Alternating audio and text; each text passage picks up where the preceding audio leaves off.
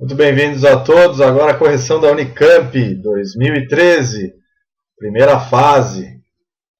Nessa primeira fase, vamos ver então detalhes agora de 14 até 17 de Geografia. Que maravilha! Vamos lá, vamos continuar então. A aula passada vimos equinócio, solstício.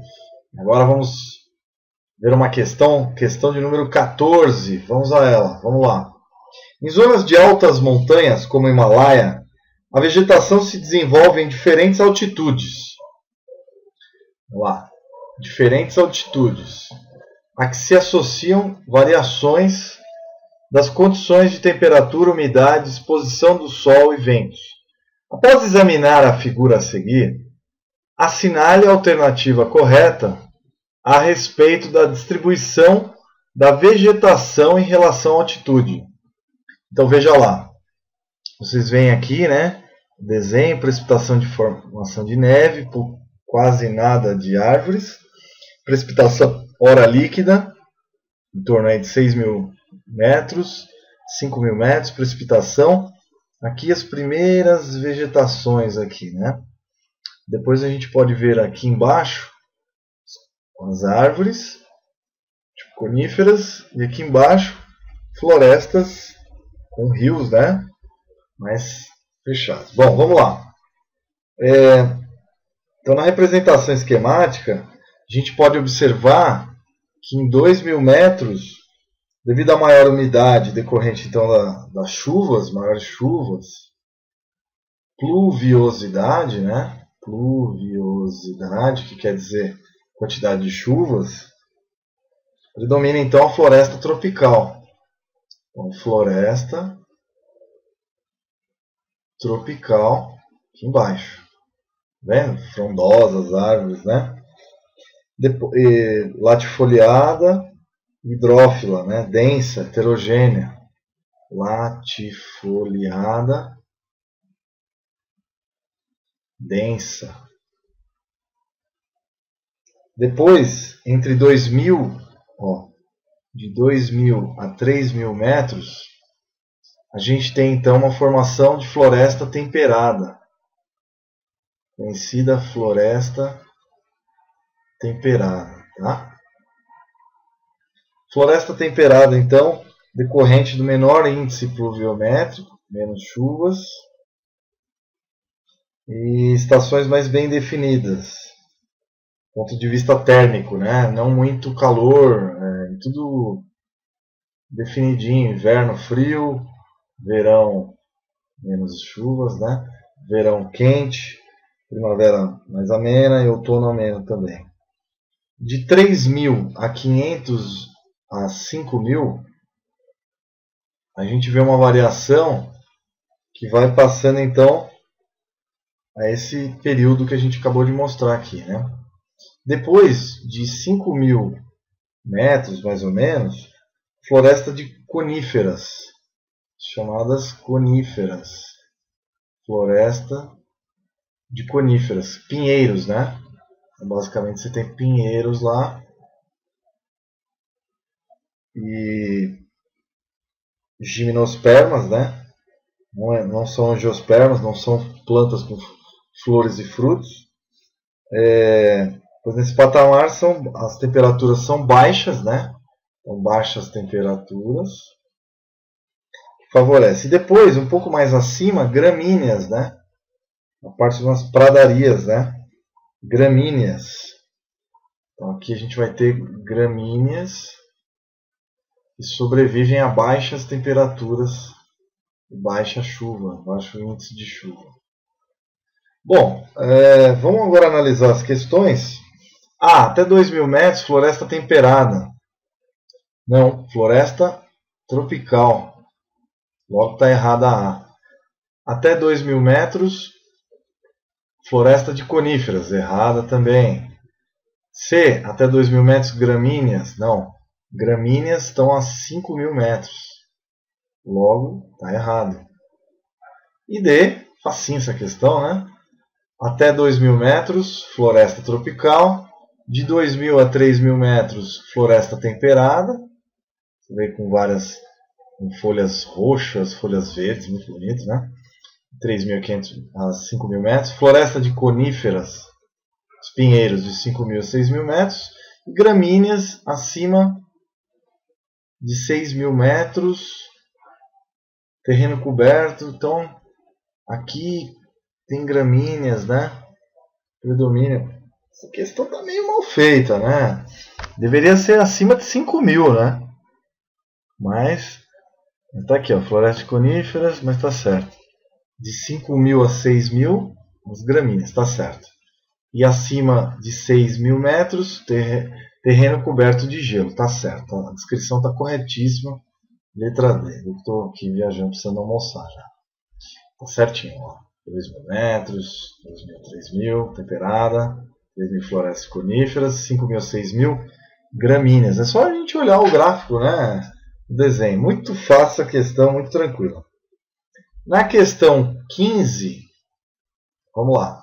Questão de número 15. O esquema abaixo representa a entrada de uma frente fria. Uma condição atmosférica muito comum. Aqui, por exemplo, em São Paulo, a gente tem a presença de massas de ar frio, né, constantemente, durante até mesmo o verão. As frentes frias vêm de diversas regiões, né, do Brasil. Tá? Muito interessante a gente analisar isso. Então, existe essa... O computador está quente. Bom, então tá aí, as frentes frias acontecem no decorrer do ano, é muito comum. Normalmente vem do Ártico, do Polo Sul aqui no Brasil, e do Ártico lá no Hemisfério Norte. Especialmente nas regiões sul e sudeste do Brasil. Sobre essa condição é correto afirmar que, aqui, ó, de 0 a 10 km de altura, né? E 400 km de raio, vamos dizer assim. Então, massa de ar frio, ar quente em ascensão, cumulonimbus, massa de ar quente. Bom, avanço de um anticiclone polar, né, que é chamado anticiclone polar, chamado MPA, com a massa polar atlântica, né? Polar atlântica, tá? Provoca no primeiro contato com esses sistemas maior temperatura e instabilidade, precipitações. Então ocorrem precipitações, chuvas, né? Normalmente conhecido como chuvas, tempestades, etc. Maior temperatura, que se choca com outro sistema em ascensão, o ar sobe. Sua passagem é seguida de queda de temperatura, depois seguida de queda de temperatura e prevalência de ar seco. Este avanço ocorre todo ano. No verão são as chuvas frontais, muito volumosas.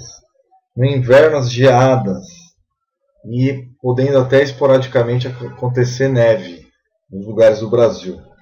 As chuvas orográficas ou chuvas de relevo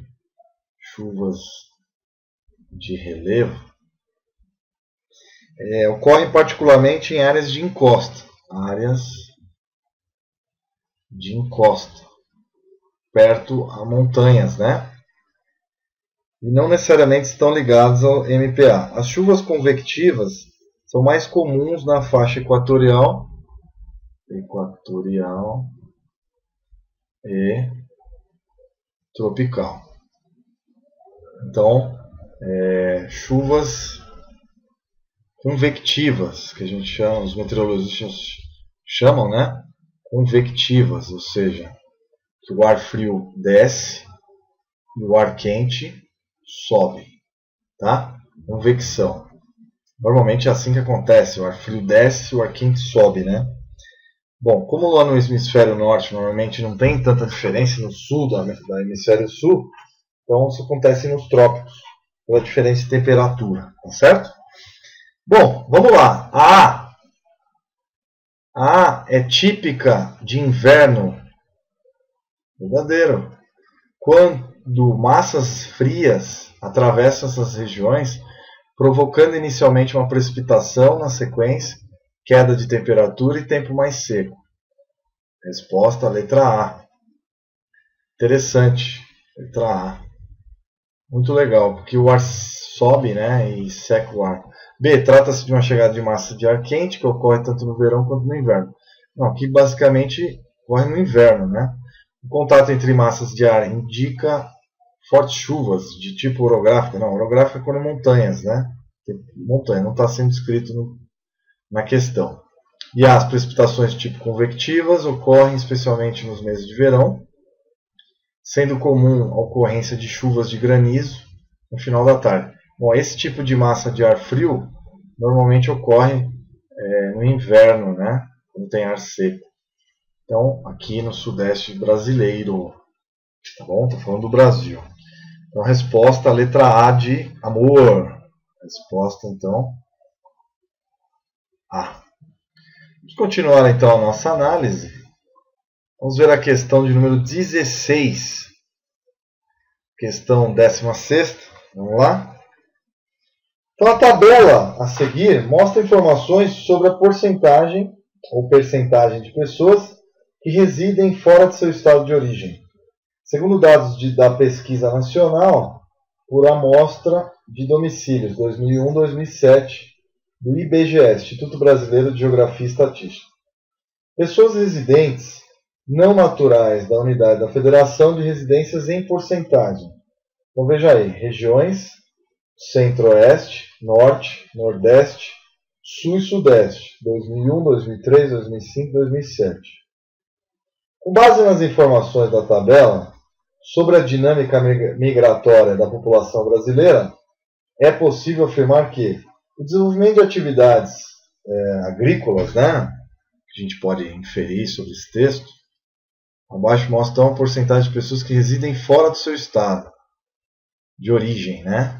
Centro-Oeste, em torno de 35, 37, Norte 22,8, 22,5, uma pequena variação, no Nordeste 7,5, 7,5 estável, Sul 2,1, 2,2, mas o Sudeste é o que mais recebe, né? Então, a região Centro-Oeste tem a maior percentual de pessoas que residem fora do seu estado de origem. Centro-Oeste, seguido do Norte, Sudeste terceiro, Sul e o último Nordeste. Bom, com base nessas informações, a região Norte e Centro-Oeste recebe muita migração advinda do Sul do Brasil, principalmente, Nordeste também, Sul e Sudeste. Os contingentes de população não nativa, né? Contemplado pela expansão agrícola do Centro-Oeste, né? E do Norte também. A região Sudeste, as correntes migratórias foram reduzidas ao longo do século XX e XXI. Grande concentração de imigrantes de 1970 a 1980, com obras do metrô, etc. Grandes obras, né? Grandes fluxos emigratórios dos estados sulinos, que saíram para outros estados, indo para a região Norte e Nordeste, Norte e Centro-Oeste. Então, o Sul, ou do Sul que emigrou, né? Bom, vamos lá, vamos analisar as questões. Letra A. Os estados da região Nordeste do Brasil apresentam no período a menor percentagem de população nascida em outras unidades federativas. Isso ocorre porque os estados dessa região sempre apresentaram uma elevada taxa de imigração de sua população para outras unidades da federação. Nem sempre, agora tem diminuído, né? Aqui, né? Opa, peguei errado aqui.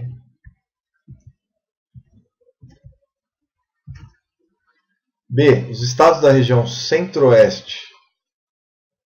Deixa eu só ver aqui. Os estados da região Centro-Oeste apresentaram, no período, maior percentagem de pessoas residentes oriundas de outros estados da unidade de federação.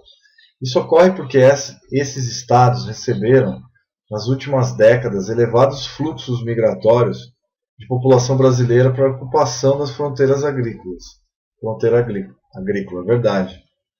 Os estados da região Nordeste têm o menor percentual de população nascida em outras unidades da federação. Isso ocorre porque os estados dessa região sempre apresentaram uma elevada taxa de imigração, não, emigração. Uma palavra define a questão. Eles sempre saíam do estado, né? Da região Sudeste, Centro-Oeste e Norte. C. Nos estados da região Sudeste, houve um decréscimo do percentual de pessoas residentes nascidas em outras unidades da federação. Isso ocorre porque todos os estados dessa região sempre tiveram importantes fluxos imigratórios, né? Que é o contrário. Imigratórios. Contrário, né? Logo está errado. E D.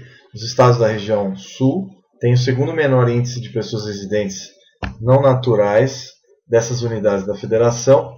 Isso ocorre porque esses estados, historicamente, apresentam baixos fluxos emigratórios, não falso, altos fluxos emigratórios. Eles migram por todas as regiões do Brasil, destinos e outras unidades da federação.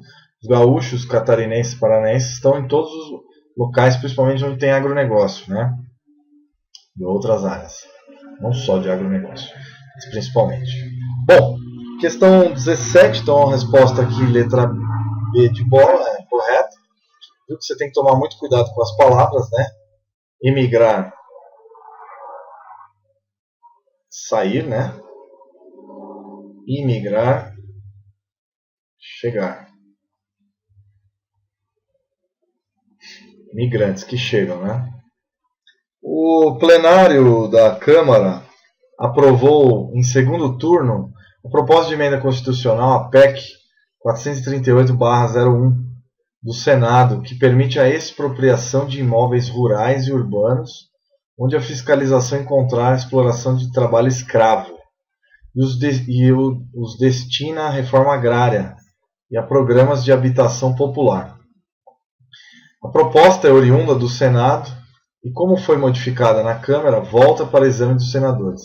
Aprovada a PEC do trabalho escravo, notícias online do sítio Comissão Pastoral da Terra, disponível em... e aí vai. Embora o Brasil esteja plenamente inserido na era denominada sociedade digital do consumo, e a população tenha conquistado algumas garantias para o exercício de sua cidadania, o país ainda enfrenta relações de exploração de trabalho análogas às do período da escravidão. Sobre esse trabalho escravo, o Brasil pode-se afirmar que... Então vamos lá. O trabalho análogo ao escravo em todo o Brasil, caracterizado pela exploração do trabalhador por dívida. Normalmente não tem carteira registrada. Ocorre, em maioria dos casos, na região norte, tá? Onde ocorre maior quantidade de casos. A exploração do trabalho, a pessoa fica à margem da legalidade, é frequentemente identificada por fiscais do Ministério do Trabalho, tanto em áreas rurais e urbanas. Em regiões urbanas, região sudeste, com os bolivianos, que também trabalham horas e horas, bolivianos, em São Paulo, que é um absurdo em confecções, né? Para diminuir a mão de obra, que é um absurdo total. Bom, é uma prática mantida por fazendeiros do interior do Brasil, que embora registrem em carteira seus funcionários, que eles nem registram, né? Claro que não registram. As relações de exploração do trabalho análogas à escravidão são identificadas pelo Ministério do Trabalho apenas em regiões distantes, como dos grandes centros urbanos. Não é verdade. São Paulo, os casos dos bolivianos, né?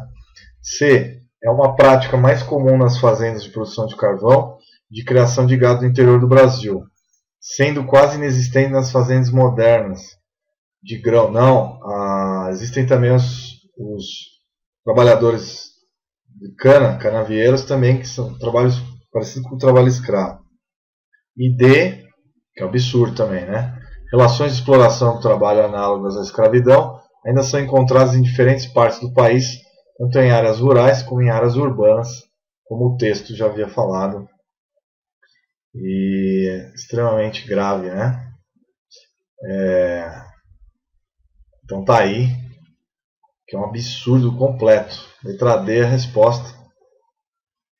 Tá? Bom, a gente finalizou essas questões iniciais de geografia. Então a gente encerra então a parte de geografia da Unicamp. Unicamp, sua belíssima prova.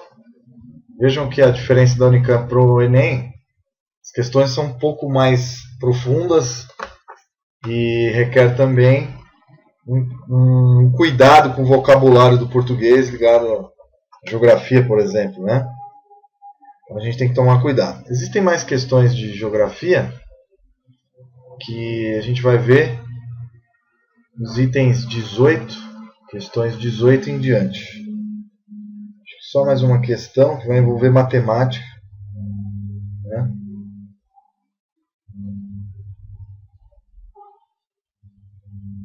A gente pode fazer mais uma aqui. A gente encerra esse bloco. Na próxima a gente continua de 18 em diante. Grande abraço a todos. Até as próximas aulas. Espero que vocês estejam gostando e entendendo. O Unicamp não é tão difícil a primeira fase. Grande abraço. Tchau, tchau.